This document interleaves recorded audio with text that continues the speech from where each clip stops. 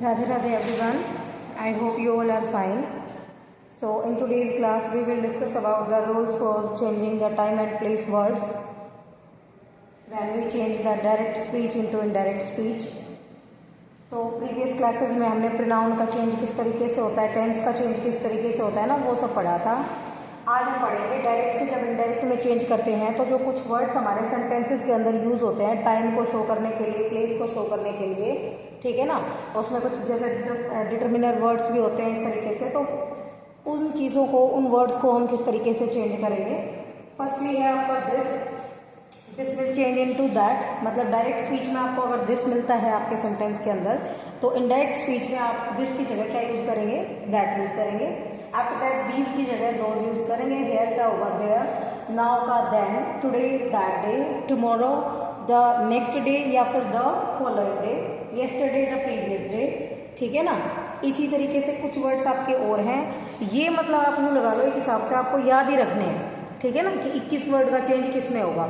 अब आप एक चीज़ यहाँ पे नोट कर लेना, मैंने डबल साइडेड एरो का यूज़ किया है। इसका मतलब ये हो गया कि अगर आप दिस की जगह दैट यूज़ कर रहे हैं, but if your sentence is already given in indirect speech, then if you have that used in your sentence, then you will use this instead of that when you will change into the direct speech, ठीक है ना।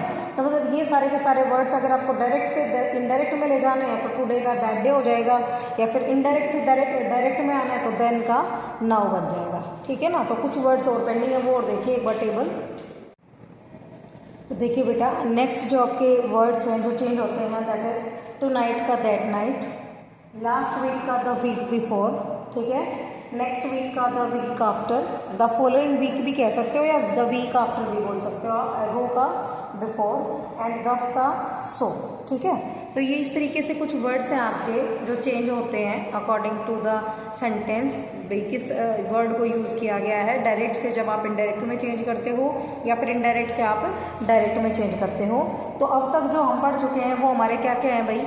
सबसे पहले हमने देखा कि reporting verb क्या होती है, रिपोर्टेड स्पीच क्या चीज़ होती है, फिर रिपोर्टिंग वर्ब जो होती है वो आपको कैसे शो करती है टेंस के according, whether you will change your direct reported speech और नॉट, कि भाई प्रेजेंट है, पास्ट है, फ्यूचर है, रिपोर्टिंग वर्ब, हम वो चीज़ देखते हैं। उसके बाद हमने टेंसेज का चेंज होना पड़ा, उसके बाद हमने प्रोनाउन का चेंज करना सीखा, ठीक है ना, इस तरीके से। और आज ये हम सीख रहे हैं टाइम और प्लेस वर्ड्स को चेंज करना। एक पॉइंट और आपका बचता है जिसमें आप चेंज ऑफ मोडाल्स या एक्सलरीज का जो होता है वो चेंज आप करते हैं, तो एक बार वो और देखिए। तो देखिए ये मोडाल्स का चेंज है आपका, कैन का कोड आता है, विल का वुड, शेल का शुड, मे का माइट और हैज का फॉर माई, ये तो आपका हैड हो जाता है। So this is all for today. Thank you everyone, have a good day.